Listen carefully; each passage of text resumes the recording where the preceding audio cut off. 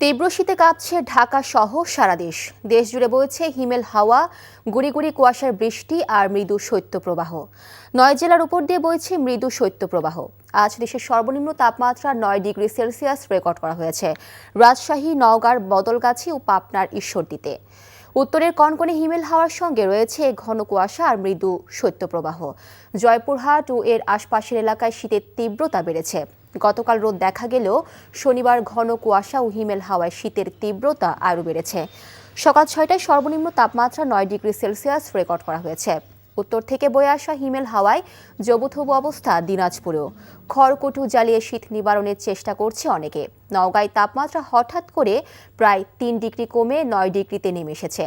ঘন কুয়াশা ও তীব্র শীতে জীবনযাত্রা ব্যাহত হয়ে পড়েছে। সকাল থেকে রাত পর্যন্ত কুয়াশায় ঢাকা থাকছে পথঘাট। এছাড়া চুয়াডাঙ্গায় ৯.৭ এবং পঞ্চগড়ে 10.২ ডিগ্রি সেলসিয়াস রেকর্ড করা হয়েছে। যশোরে আজ সর্বনিম্ন তাপমাত্রা 10 ডিগ্রি সেলসিয়াস।